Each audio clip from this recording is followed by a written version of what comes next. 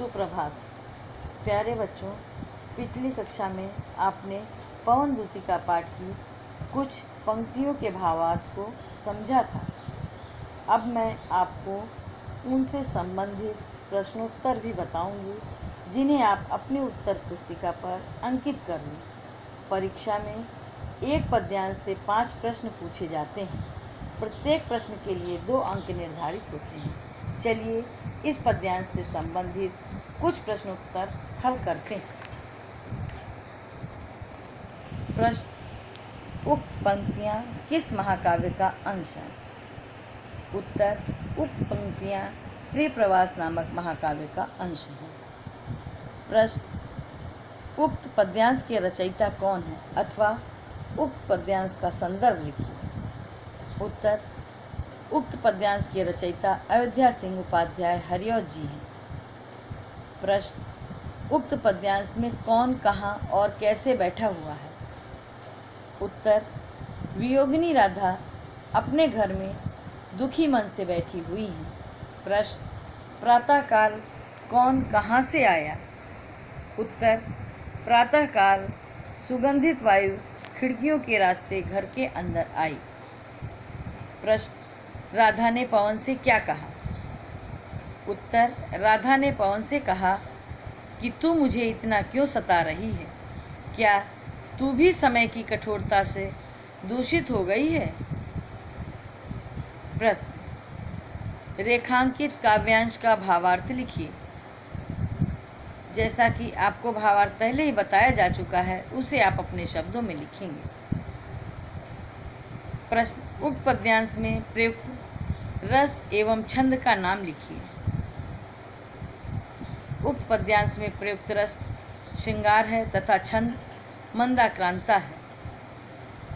अब आगे की पंक्तियों के भावार्थ को बताते हुए उनके भी प्रश्नोत्तर बताएंगे।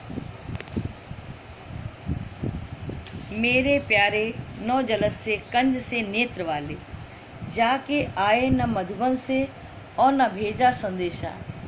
मैं रो रो के प्रिय विरह से बावली हो रही हूँ। जाके मेरी सब दुख कथा श्याम को तू सुना दे।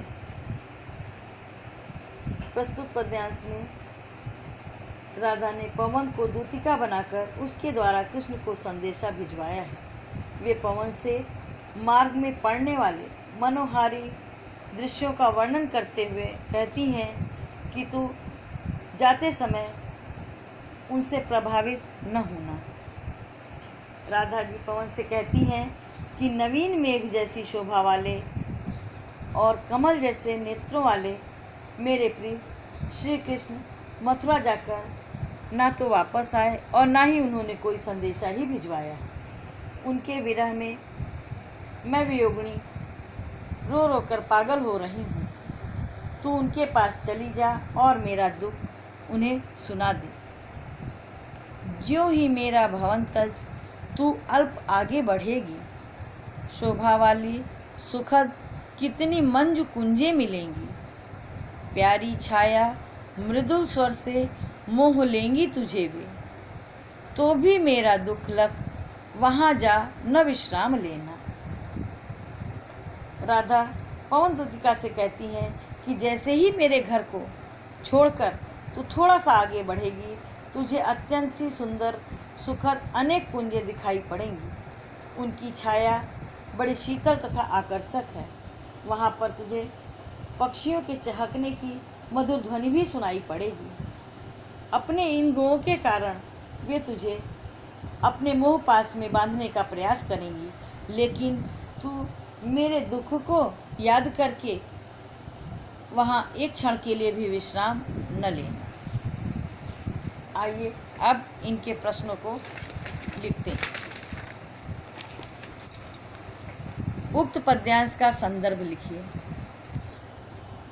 पद्यांश का संदर्भ और व्याख्या ये जो है पाठ के प्रत्येक अंश में समान भाव से ही चलेंगे, इसलिए इनका वर्णन बार बार मैं नहीं कर रही हूँ।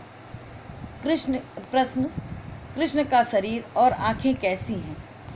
कृष्ण का शरीर नए बादलों के समान और आँखें कमल के समान हैं। अगला प्रश्न: कृष्ण के वियोग में राधा की क्या स्थिति है? उत्तर, कृष्ण वियोग में राधा रो रो कर पागल हुई जा रही हैं। प्रश्न, राधा पवन से क्या करने को कह रही हैं? उत्तर, राधा पवन से अपनी विरह व्यथा की स्थिति श्री कृष्ण से कहने का निवेदन कर रही हैं। रेखांकित अंश का भावार्थ पूर्व की तरह ही रहेगा। प्रश्न, उक्त पद्यांश में प्रयुक्त अलंकार का नाम बताइए। उक्त पद्यांश में प्रयुक्त अलंकार उपमा है। शेष अगले अंक।